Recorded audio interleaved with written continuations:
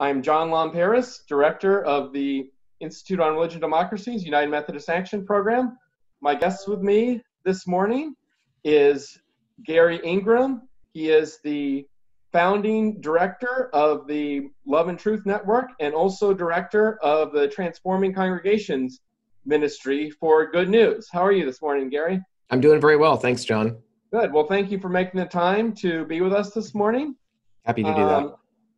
Well, let's just get started right away. And so you're doing a very unique ministry to people who experience sexual brokenness and ministry with self-identified members of the LGBTQ community. At one point, several years ago, the motto of Transforming Congregations was compassion without compromise. Could you briefly share about your story and how you came into doing the ministry that you're doing now? Sure. I'll just quickly say I grew up in the church, and I'm the youngest of 5 children. And in my years of being in the church, we were in a typical, country church in many ways, a good church, and yet it was typical in that, as most churches are, we don't really talk about the things that are really problematic, the things that are really difficult to deal with, particularly when it comes to sexual brokenness. And so I was like one of so many children that grow up in a church, wrestling and struggling with a variety of issues, and having no place to really work that out, not knowing how to work any of that out. And so I wound up going to Bible college for a couple of years and quitting there, and having been exposed to some hardcore porn from some older neighborhood boys when I was about 5 or 6 years old, and also some of their sexual behavior together. When you were 5 or 6 years old? Yeah, I was 5 or 6, and Wow. they thought it would be great fun to just pull out their dad's hardcore porn and show me that stuff. And it really did make a massive impact on my life. Pornography use by children is incredibly devastating to them, regardless of what many people may think. And so the long and the short of it is I wound up wrestling with a lot of sexual issues and brokenness. There were a lot of gaps relationally for me, very little connection with my own father at the time.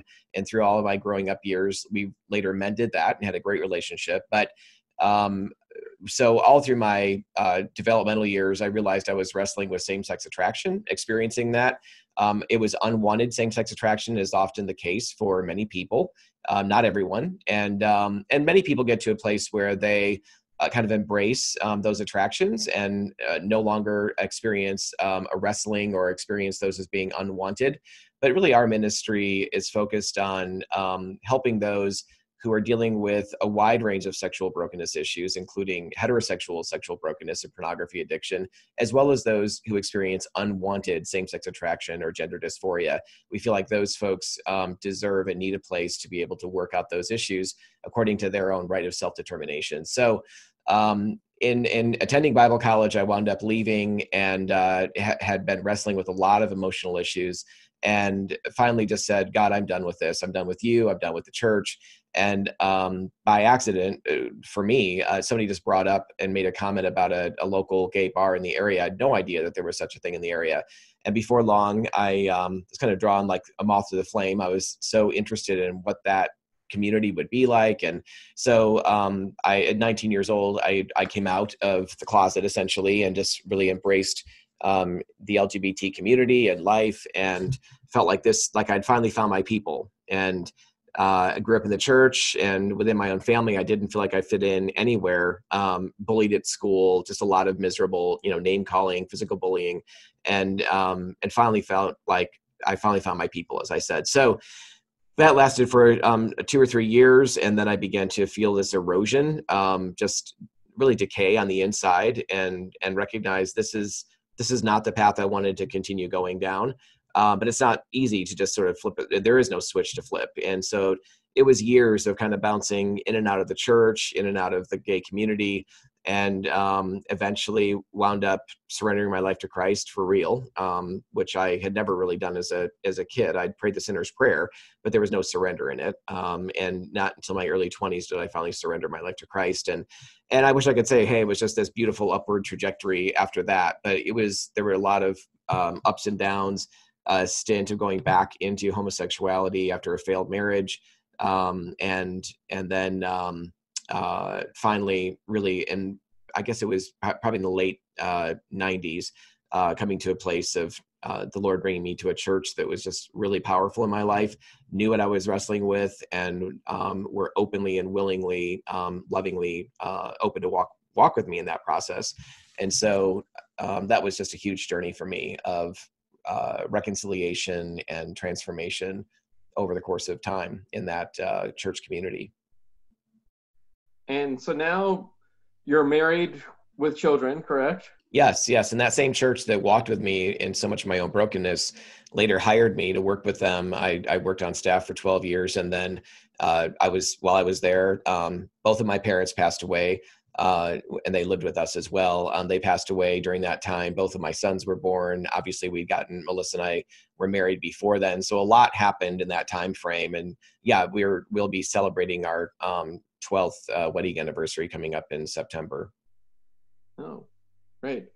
So, you and I have talked before about this, that a lot of times when people hear a testimony such as yours, they might not say it to the face of you, but, I've heard these comments, and I know you've heard these sort of comments. Yeah, absolutely. People might just say, so, okay, all that means is just Garry is bisexual. He used to go with guys, and now he's with a lady. No big deal. It's, still within the LGBTQ kind of liberationist ideology framework. How do you respond to people who react that way or have that kind of view of your testimony?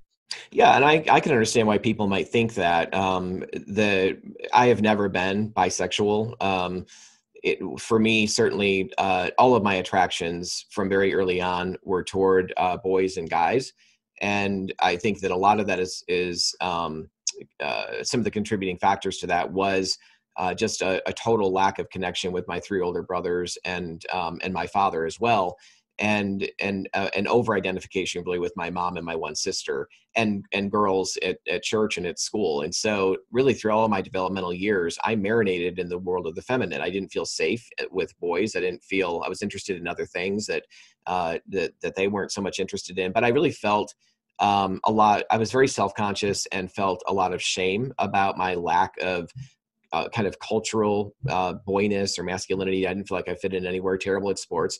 And so, in my growing up years, all of my attractions were toward boys. There was a time when I finally, when I knew that I needed to pursue Jesus out of a gay identity and out of a gay lifestyle, for a long time, I couldn't do it. I couldn't bring myself to do that because I had zero attraction to women.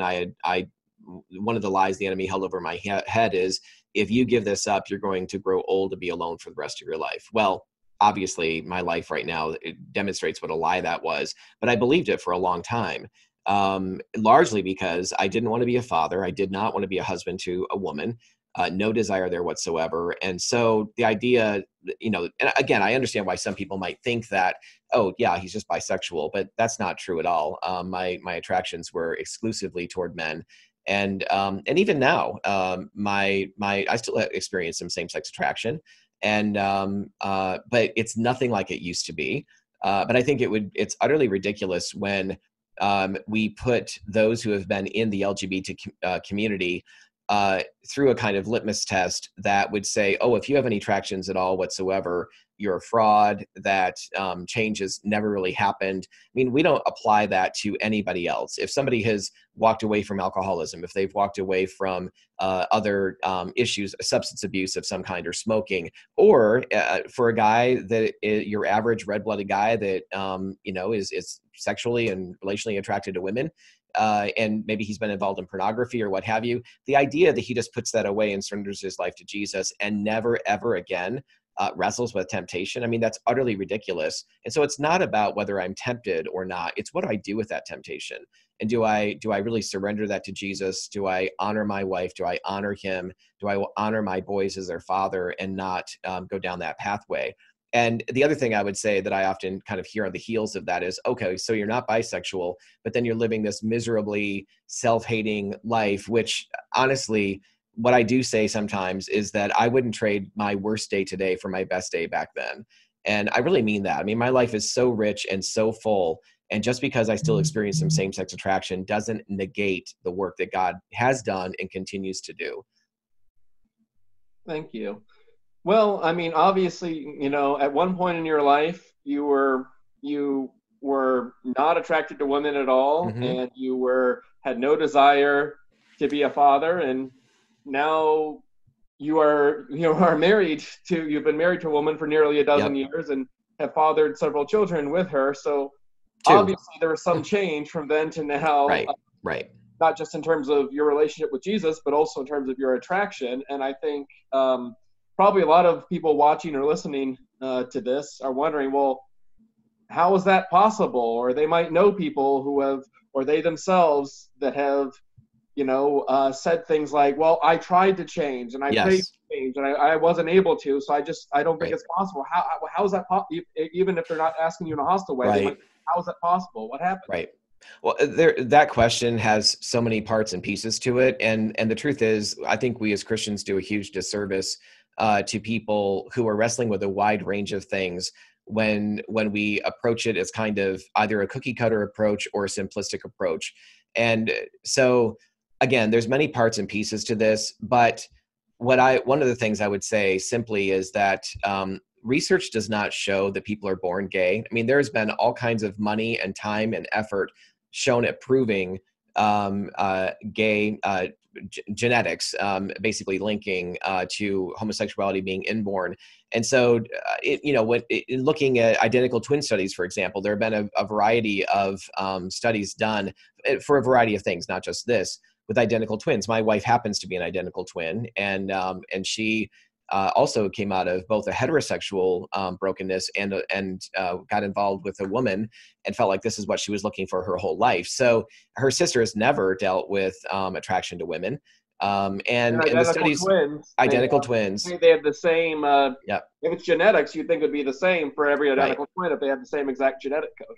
Right. And so I think it's the Australia study, one of the studies in Australia that shows that a fairly large amount. I mean, we're looking at maybe in the 20 percentile range of identical twins both experience same-sex attraction. But of course, that's nothing near what it should be if it's genetic, right? And I think that when you're looking at those numbers, when about 3% of the population makes up the LGBT community, and identical twins are in the 20-some percentile, honestly, to me, that really reinforces the idea that what I largely believe to be true is that it's mostly environmental, that from the time that we're born, pre-memory, there are all kinds of ways that we relate or don't relate well to our parents in one fashion or another. And so I think nurture plays a huge role in the development of a lot of things in our lives.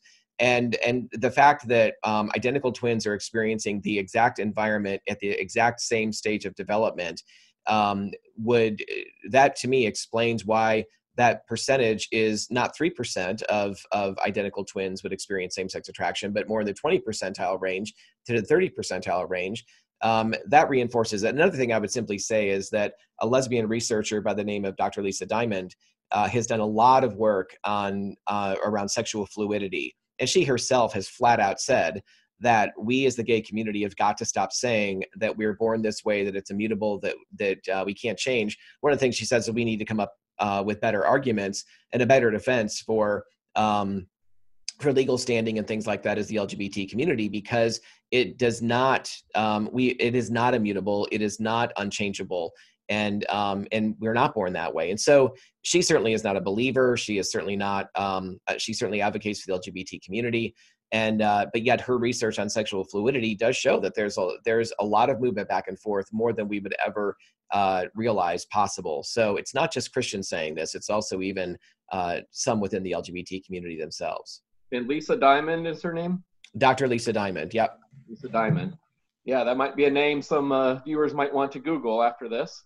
She's done a number of, and she wouldn't agree with what I would say about her research. I mean, I think her research, she certainly does not believe in reparative therapy or any of those kind of things. She would certainly condemn all of that. But all I would say is, look, if counseling can help people work through issues, and if there are contributing factors that have fed into our lives, just in general, the idea that sexual fluidity is a reality, that it is possible for there to be movement in our attractions and all of that. How can counseling in that arena not be helpful when you have a desire to move in this direction, when you have a desire to explore the possibility of, am I locked in as a man or a woman attracted to my own gender? Or do I have overriding desires, whether it's a faith issue or just a simply, I do have a desire to be a mom or a dad and to have my own biological children and be in relationship with a member of the opposite gender. Should I have the opportunity to explore that, or should it be illegal for counselors to actually work with me in that for my own personal goals? I certainly think that counselors should be allowed to work with individuals according to their right of self-determination. Yes. Well, I mean, it's also interesting. You think of my understanding from what I've read of the history of the gay rights movement is that early on, talking decades and decades ago, that when you go back to the research of people like Kinsey and then some of the things that came out of that, one of the key arguments that was used to advance in saying society should be more accepting of homosexuality in the American context was this whole argument of promoting this notion of sexual fluidity, that, there could be all these happily married, heterosexually married men, but they could, over the course of their lives, have some fluidity where they might move towards a more homosexual orientation to varying degrees, and then potentially back to varying degrees. And it kind of seems ironic that whole idea of sexual fluidity was introduced to promote acceptance of homosexuality, and now that goal has been achieved, all of a sudden the sexual fluidity argument becomes like, oh, well, never mind, I don't know what you're talking about. Right. Well, yeah, I think so. And I mean, Kinsey, certainly, goodness, and looking at some lots of flaws with this. Yes, absolutely. Yeah, tons of flaws in his original research. So, yes, but so as you know, the United Methodist Church, it's widely agreed, is coming to major separation. And in what I've seen in the United Methodist Church, I've not seen anything particularly helpful in this area from the denominational agency structure, the denominational hierarchy, from the Council of Bishops, from the Agency Board of Discipleship. But with the coming separation, that will be a chance for, as I say, everybody to get what they want. Liberals can get a purely liberal denomination without having people like me stopping them, and us traditionalists can get an Orthodox Methodist denomination where the leadership in the hierarchy can actually be the kind of people, the kind of values that we believe is faithful to biblical and Wesleyan tradition. But a number of liberals have pointed out correctly that, okay, so you're going to have a bunch of congregations and entire annual conferences that will go with a liberal denomination, but those are still going to include a lot of church members that have same-sex attractions, whether or not they use the word gay or LGBTQ for themselves, that there's still going to be people who grow up in those churches who at some point in their lives they're going to come out as gay. And pastors generally want to be very loving of all people in their flocks and communities, but with some of these kind of particular questions and struggles, really are not sure how. And the one answer that's been offered by an American culture and by the United Methodist hierarchy in this country has offered, there's only one way to be compassionate, and that is affirmation in a very kind of blank check, not really much limits on behavior kind of way. And that's also not just an issue for United Methodists or those of us in the United Methodist Church who will go into another denomination, but it's all kinds of pastors want to be compassionate, but are like really not sure how. And some cultures and some communities in this country and communities around the world even talking about homosexuality is so taboo that it's like, whoa, a man who wants to marry another man, what do I even do with that? So tell us about how you would like to see ministry pursued within the traditionalist global Methodist Church that comes out of the coming separation in terms of ministering with people who are experiencing same-sex attractions, or they feel like a man born in a woman's body, or vice versa. Right. So this is the reason that our ministry exists, is what you're bringing up right now, John. It's the sole reason that we exist, because we work with pastors and churches and Christian leaders on how to develop environments that are both safe but also transformational on all of these areas. And so one of the key words in that sentence is environments. Like, we're not interested in simply swooping in and preaching on a Sunday morning. I do that a lot, and I love preaching, I love teaching, I love doing weekend ministry with the church. But even then, spending a weekend of ministry or coming in and doing something in the context of a series that the church is doing, that's good in many respects. But honestly, what so many churches are desiring, if they want to even broach the topic, which most don't or many don't, they want to either just kind of avoid it.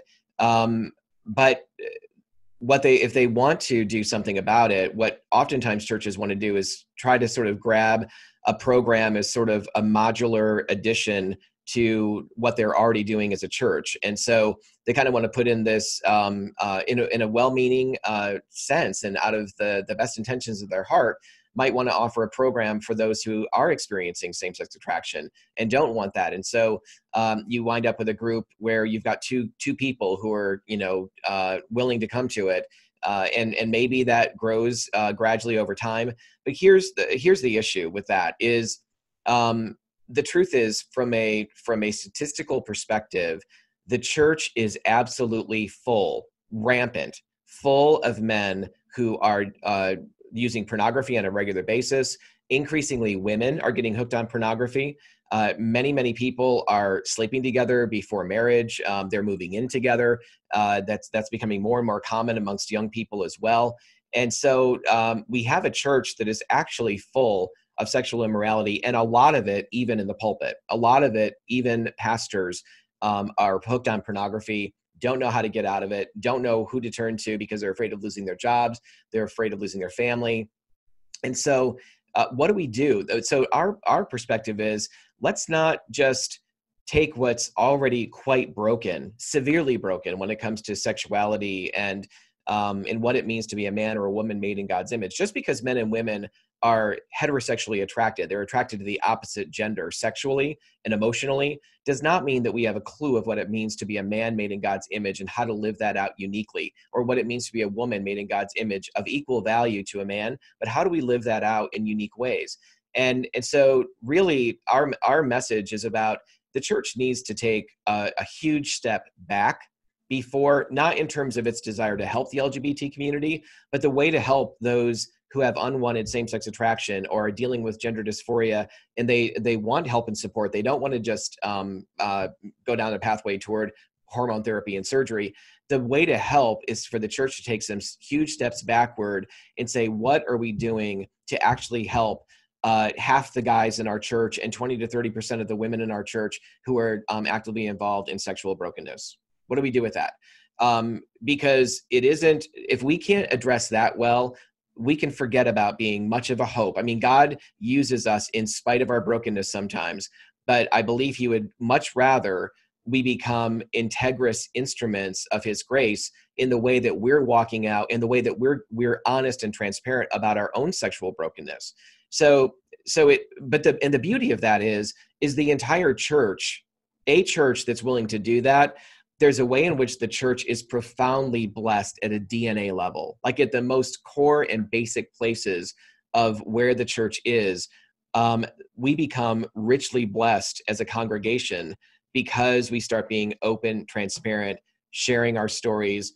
I think that, frankly, every church service ought to have a 2.5, 3 minute videotaped testimony on a wide variety of topics. Just one of those just folded into the worship segment or teaching segment or whatever on a Sunday morning, so people start hearing from others either in the church, and if you need some additional material, there's lots that's online, but start having people become aware that we are a church that believes in the transforming power of Christ, and we're not afraid to talk about our past brokenness and what Jesus has brought us out of, because to not do that veils the glory of God and his purposes in the world. So we have to take that step back first before we can actually address effectively ministering to the LGBT community. And if you feel, and you and I have chatted before, that if there's a feeling that, really there's people that could benefit beyond just a preaching on Sunday morning and hearing a message and hearing kind of words of encouragement, but really kind of small wrestling in small groups with people Right. that are pursuing Jesus together, that, obviously if somebody is particularly struggling with unwanted same-sex attraction, or maybe sometimes lump that in with gender dysphoria, or, the T part of LGBT, that there could be some advantages and kind of, for lack of a better term, segregating people with those particular struggles together, and that, you talk more about a common struggle, but there's also advantages in ministry to having people with those particular struggles to be in a small group where it might be a small group of not quite as small as 2 people. If you also included people that were addicted to pornography, or Right. who had other kinds of sexual brokenness, of recovering from past, sexual abuse and things Yep. that had done to their thinking about their sexual selves, or other things that are in a more heterosexual context. Well, and that really is a great point and very true. And in the beginning of my process, the places that I experienced the greatest deal of shame was in the church growing up. So rejected by men, boys, pushed out of the world of men and boys.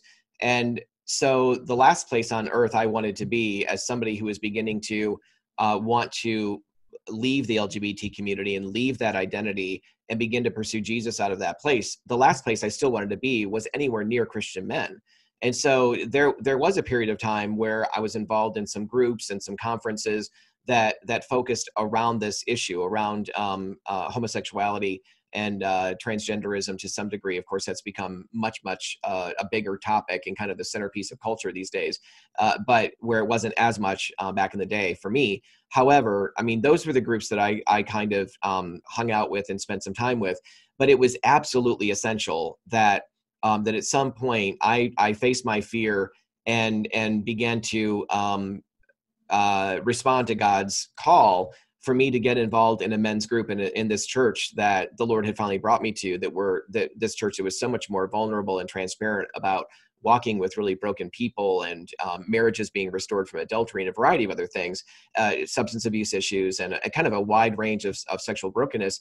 And the reality is in my early 30s, when I was at this church, I came to this church, really, I became a man over the course of the next 10 years. I'm biologically a man. I'm physically a man. I'm 30 some years old, but I really at an emotional level, I was still very much an adolescent. And frankly, you don't have to deal with LGBT issues. There's plenty of people running around in their 50s and 60s who are still emotional adolescents as men and women.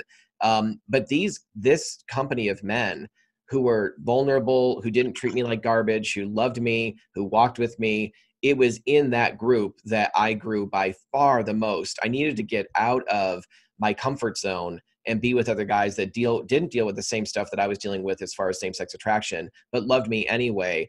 And in that iron sharpens an iron experience, that was probably the most transformational season of my life, in being in that kind of group. What are some ways, and you partially answered this, but what are some other ways, to where the churches can be clear in teaching a biblical sexual ethic, that sexual relations are a gift given for monogamous heterosexual marriage, and helping people understand how anything outside of that, whether it's pornography, adultery, premarital sex, homosexual practice, is ultimately self-destructive. But churches that are committed to this teaching and not shying away from teaching that, but at the same time being a welcoming place where somebody who's not even maybe at the level of, oh, I'm looking for a small group where I can talk Right. about these things, but someone like you as a young teenager struggling with these kind of feelings and not feeling you had anywhere to turn, or coming out of that and feeling like the last place you wanted to be was Mm-hmm. around heterosexual Christian men. What are a few ways that churches can change in terms of our practice, in terms of our culture, to be more welcoming to people who have these struggles with homosexuality or gender identity, and to not be scared away and to really feel genuinely welcomed and loved? Yep.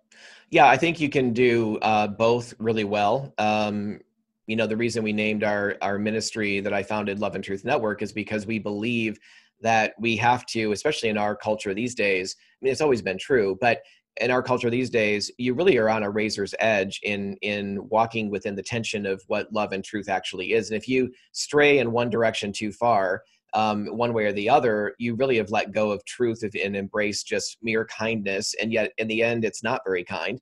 It's just expedient in the moment. And on the other hand, you wind up being a Westboro Baptist, well, not even Westboro Baptist, they're not even truth thumpers, but you wind up being just a fundamentalist church that doesn't practice much love or compassion. And what we need is both. We need people who are going to speak truth, not just truth about my sin, but truth about their sin. And so this is one of the key things that so many churches want to bypass the discomfort of going first. They want to bypass the discomfort of, well, we want to be a church that ministers to everybody, but we don't want to get that vulnerable. Well, that's an impossibility, frankly, because trust is built in vulnerability. And so when others are willing to go first, when leaders and when those who have been followers of Christ for a while are willing to go first and share about their past struggles, yes, but also even about what the Lord is working in their lives on now, that is one of the ways that draws people in. When I was 16 or 17 years old, I would have given anything, or 12 or whatever, I would have given anything to hear somebody tell a story about about overcoming pornography addiction, or about something dealing with sexuality and the struggles of being a man and a boy coming into puberty, or a girl and maybe figuring some of that stuff out. Sexual sin, sexual abuse also within the church. Those things have been long-standing issues for a very, very long time.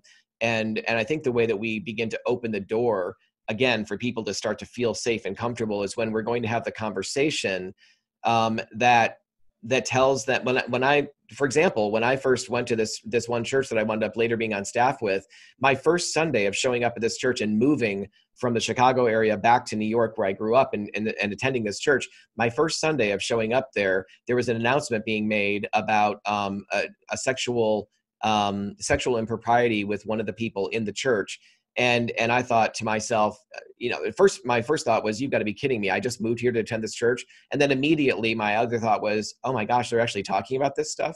And they're actually going to address it in a way that is full of grace, but also full of truth.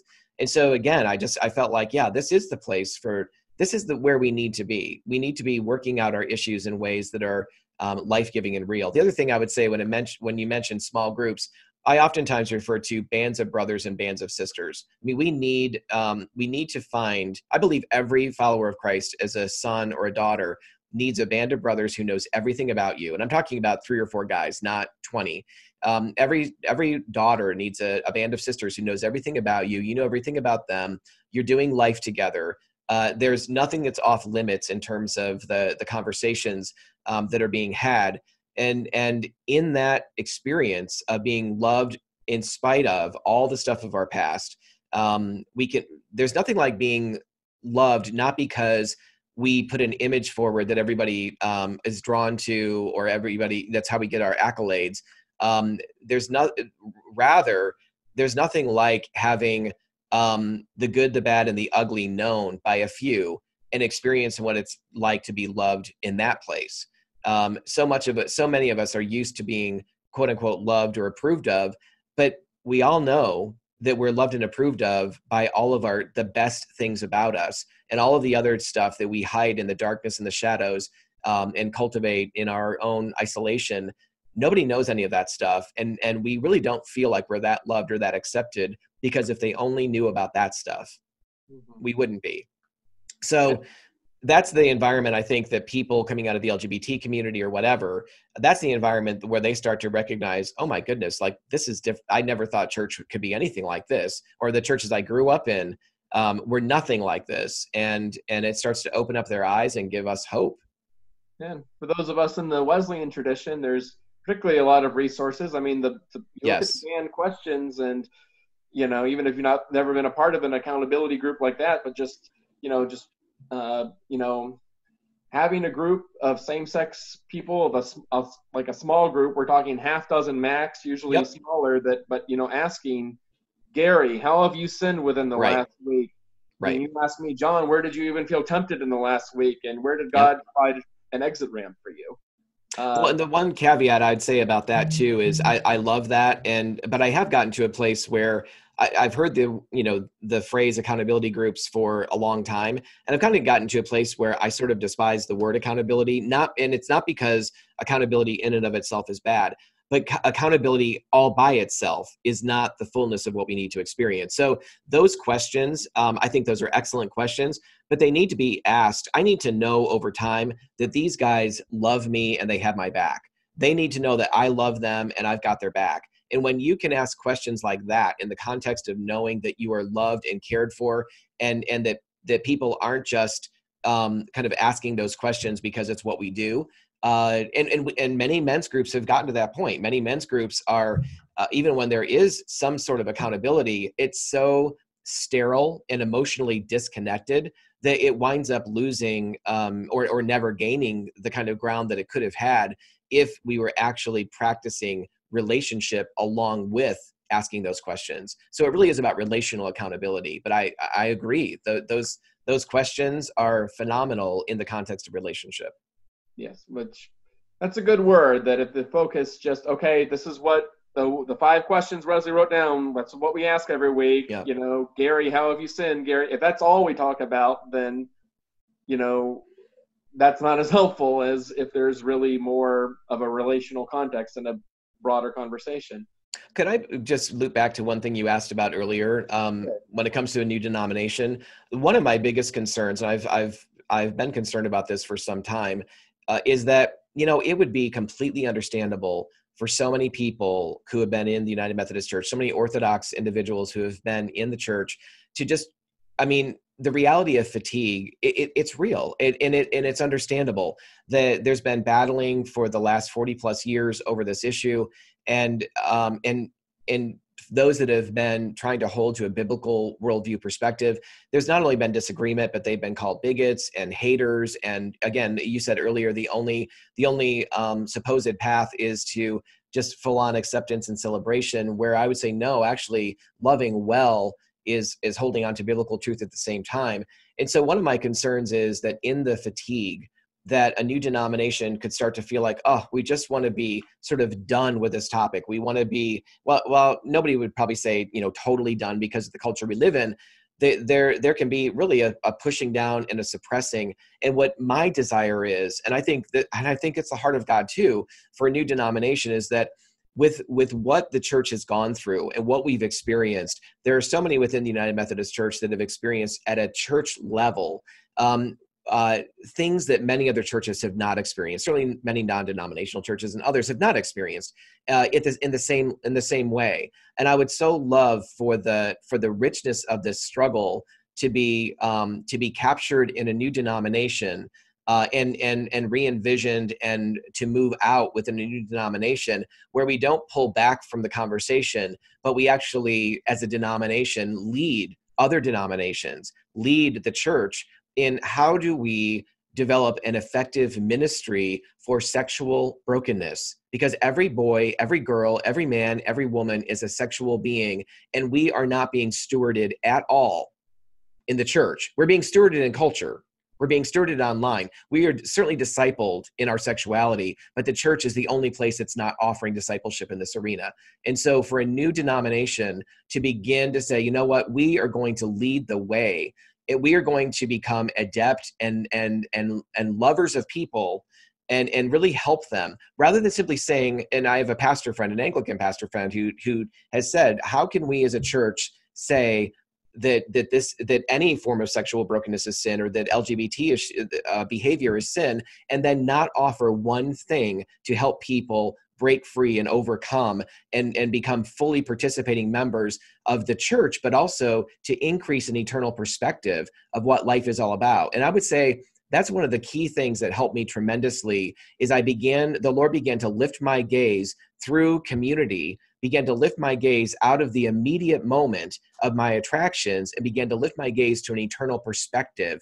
And in that eternal perspective, I started to see things and prioritize things differently than I would have otherwise. And we need to be able to do that in the church. And we need to specifically do that in regard to sexuality and identity. And I'd love to see this new denomination embrace a real vision for people, rather than just feeling like, oh, we're just so tired of this that we just want to let this go for a while, because it's just going to create a void that in a number of years, this is all going to wind up coming back again if we haven't prepared well.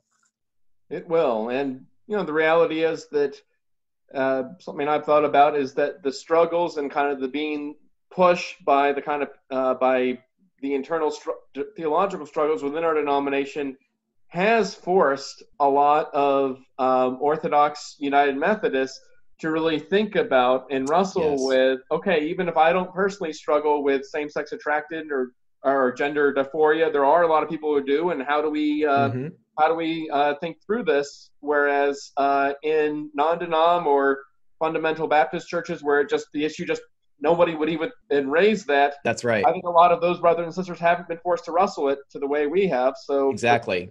There's value in that I hope we wouldn't just forget. I agree, and would take with us in the new denomination. Mm-hmm. One closing thing I just wanted to ask, because it just comes up so often. You hear the criticism of ministries, kind of yours, as kind of in a mocking way. People say, "Oh, so it's a pray away the gay ministry." Mm-hmm. I've heard people say that, use that phrase at the highest levels of the denominational hierarchy, and current United Methodist Church. Oh, just dismissive. It's just pray away the gay. Oh, clearly dismissive. It doesn't work, kind of thing. But how do you?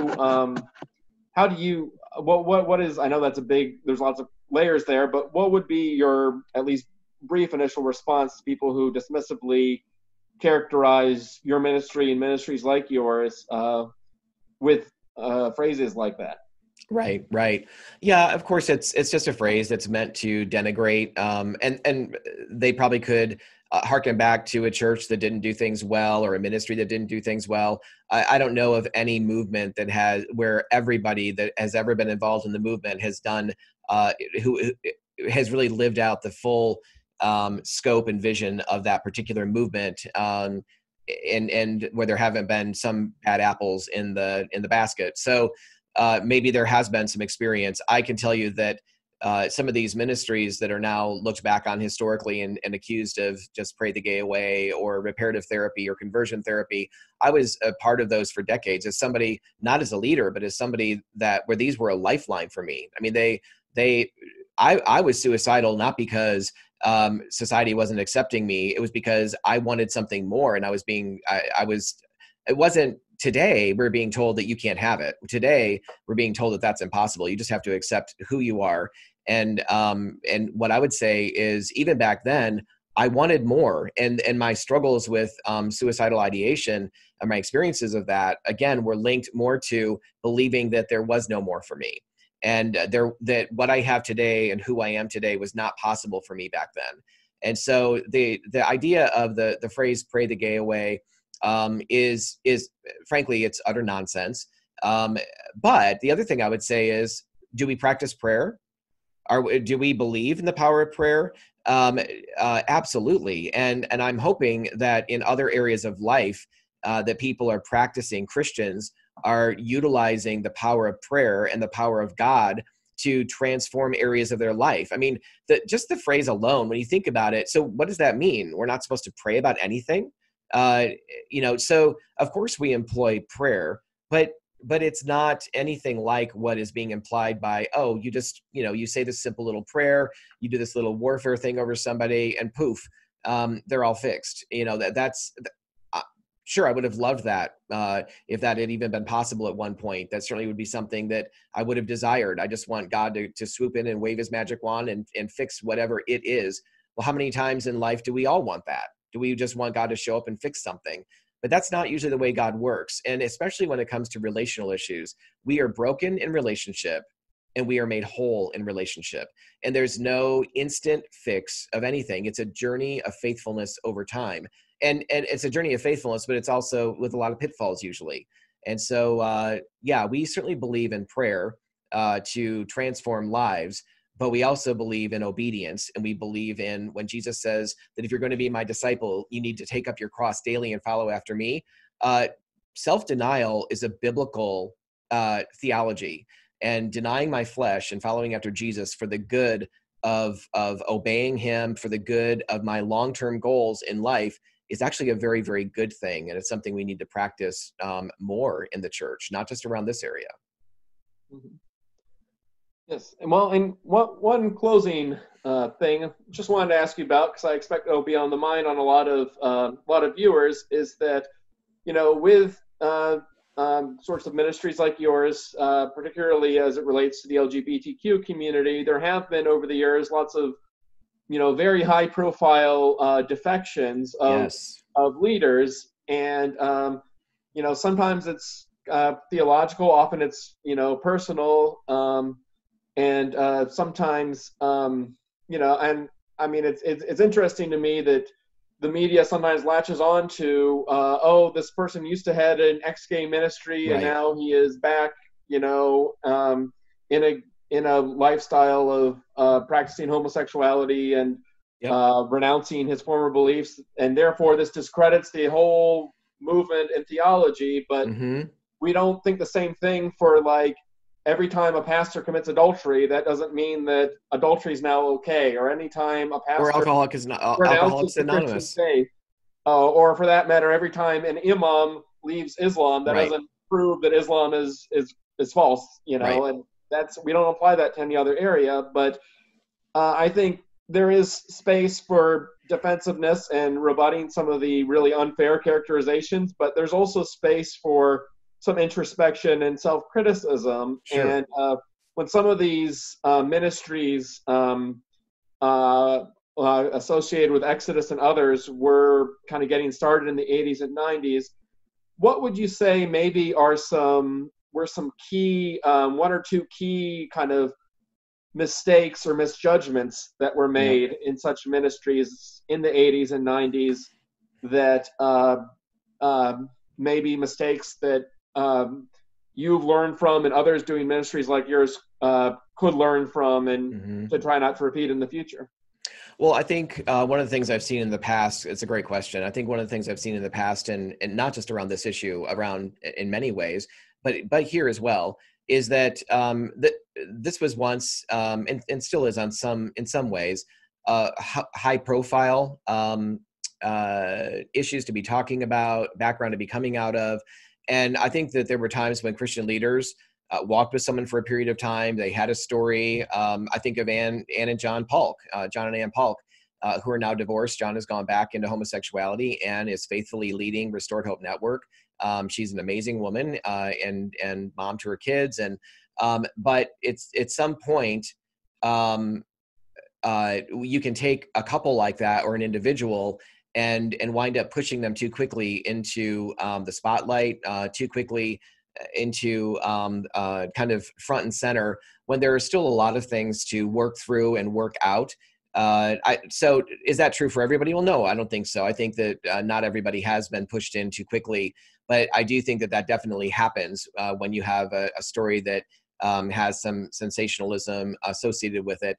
The other thing I would say, I think this is more core, and I've seen it happen over and over again with the men that I've known in particular, who have been ministry leaders in this arena. There haven't been many that I've known, a handful, but it only takes a handful out of hundreds and thousands to wind up on the front page and in national media to supposedly kind of denigrate the whole movement. But what I've seen over and over again is there's been no real relational accountability going on with the executive director. They might have a board of directors, but that really is more of a financial, accountability that's going on in kind of business management. So often boards of directors are not actually asking the hard emotional questions, the tough spiritual questions.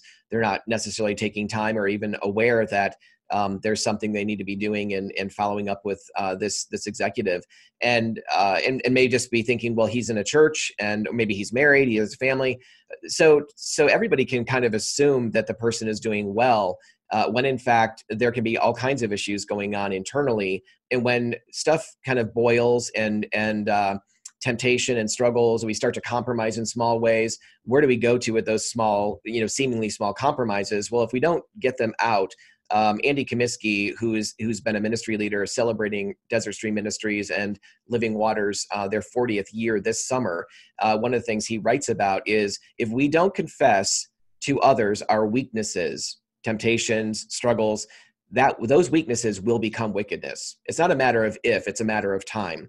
And so I think that's one of the main things that I've seen is when we don't, when we're not tenacious about having real accountability and being extremely vulnerable about where we're at, what we're struggling with, and receiving, yes, prayer about that, but also having people walk with us. That's, to me, has been the Achilles heel in so many of the situations that I have known of where leaders have fallen. Yes. Well, that's true for any area. Yeah, and having the kind of small groups comes back to the small groups you're talking about, right, as being important for all of us, no matter, there's never a place where, this side of the resurrection where we can say, okay, well, we've made it. We don't need that. Can I make one more quick distinction, or sure. Do we have time? So in that, I'm reminded of some groups that I've been in, like men's groups, and have known others that have been in women's groups, where you find out you've been meeting with people for, a year, 2 years, 3 years. And in the third year, you find out it's just announced one day by the guy that's in your group and by the woman that's in your group that, oh, my husband and I are getting a divorce. You've been meeting for a week, for 2 years, 3 years. And there's not even been a hint of there being a problem. I mean, that is the kind of, that so often those are the kinds of men's groups and women's groups that we have, where we're taking in more information, we're doing a book study, we're doing a Bible study, or we're watching videos, and it's all good information. There's no doubt about it. It's all good information, but nobody is actually getting into anyone else's life. And when I say getting into, we're not willing to let anybody into those places in our lives. So I just want to make a huge distinction when I'm talking about a band of brothers and band of sisters, and what you're talking about too, John, is we're not talking about a typical men's group. We're talking about ones that are going deep, that are getting real. And again, you can't have 30 or 40 people in a men's group or a women's group and do that. You need to break up into those smaller groups. But relational accountability is what the Lord can use most in our lives to help us stay on track, to help us grow in our faith, not just in knowledge, but in real practice. And without that, I think we're so vulnerable to the wiles of the enemy and the temptation that comes along. And man, when you've been suppressing struggles for 5 years and 10 years, it's no wonder, honestly, that people buckle and falter, because they haven't been really doing it God's way all this time. Yeah, well, that's very sad to, so you've actually seen situations where couples have gotten divorced and they've taken their own small group that they've met with for years by surprise with the announcement. Oh yeah, absolutely. Oh, I've seen that kind of thing, and other things too happen. And it was never even either thought of to bring up, or because that's not there, because no one's practicing that. No one in the group is actually practicing real, raw, this is where I'm at. This is where my marriage is. I really need you to pray. And nobody's getting really real and vulnerable. So it doesn't even cross somebody's mind that you would bring that kind of stuff up to your small group, because it's not what we do here. And what I would say is, if that's not what we're doing in our Christian settings, what are we doing? You might as well just close it up and go home and spend time with your family. But we desperately need to have those groups that are authentic and intimate, and where the real issues are coming forward, so we can receive the help and support we need. Absolutely. Well, Thank you, Garry. You've been very generous with your time. We appreciate this. We hope those of you viewing that this is an encouragement to you all. I will put a link to Transforming Congregations down below. Hopefully my finger's pointing to the right place where things are going to be on the screen. And thank you very much. And God's blessing on you and your family and your ministry. Thank you so much, John. Thank you. God bless. Bye.